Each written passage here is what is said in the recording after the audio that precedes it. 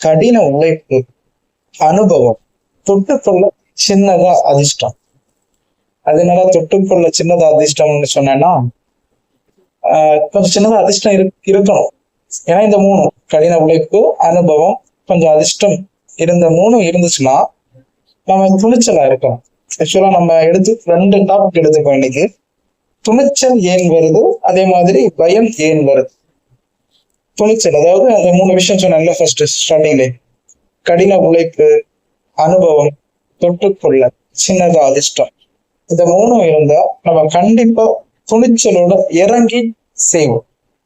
நமக்கு பிடிச்ச விஷயங்கள், நம்ம அச்சீவ் பண்ணணும்னு நினைக்கிற விஷயங்கள், நம்ம ஆசைப்படுற விஷயம் எல்லாத்தையுமே நம்ம துணிச்சலா, பிரச்சனைகளை கூட நம்ம துணிச்சலை எதிர்கொள்ளணும்னா நம்ம ஸ்ட்ராங்கான ஆளா இருக்கணும். அந்த ஸ்ட்ராங்கான ஆள்னா இந்த மூணு விஷயங்கள், அதாவது இப்ப சொன்ன மாதிரி இந்த கடின உழைப்பு. ஏன் திரும்ப சொல்றேன்னா, அந்த மூணு வார்த்தைகள் ரொம்ப முக்கியம்னு பட்டுச்சு.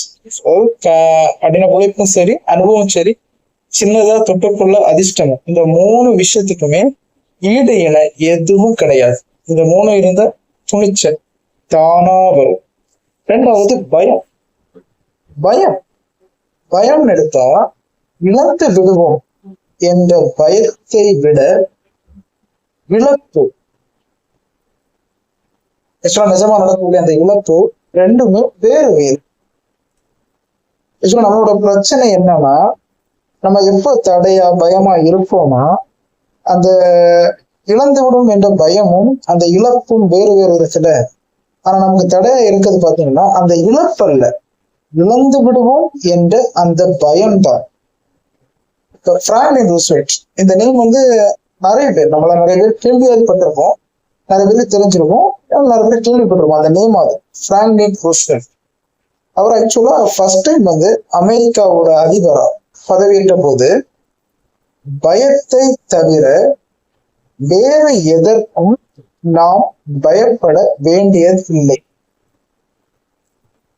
எப்படி ஒரு வசனம், அதாவது பயத்தை தவிர, உண்மையா நடக்கின்ற ஒரு பயம், பயத்தை தவிர வேறு எதற்கும் நாம் பயப்பட வேண்டியதில்லை என்ற ஒரு வசனம் கூறியிருக்கார்.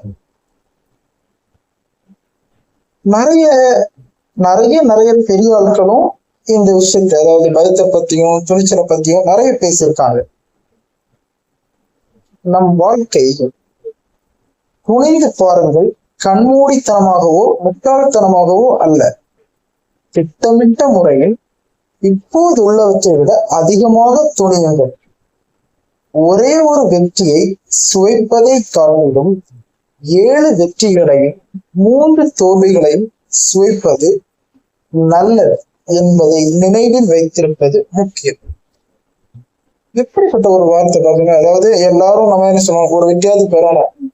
அப்படி பார்த்தா நம்ம கரெக்டா நமக்கு பயம் இருக்கதானே செய்வோம். இந்த வெற்றி அடையாம இருந்தா என்ன ஆகும் அப்படி இல்லாம, ஒரு குத்து மதிப்பா ஒரு 7 விஷயத்துல ஜெயிக்கணும். 7 தடவை ஜெயிச்சிருக்கோம், ஒரு 3 தடவை தோத்துருக்கோம். அப்போ ஓகே நம்ம ட்ரை பண்ணுவோம்ல.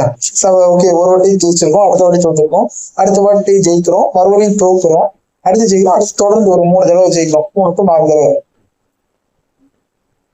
சோ துணிச்சல் எதனால வருதுன்னு பார்த்திருக்கோம். அதே மாதிரி பயம், இழந்து விடுவோம் என்ற பயத்தான் பெருசு, நம்ம ஆபத்துல கொண்டு மாட்டி விடும்.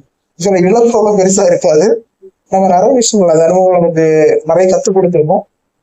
நம்ம சிந்திக்க வேண்டிய பதிவுன்னு தோணுச்சு, சிந்திச்சு போறேன்.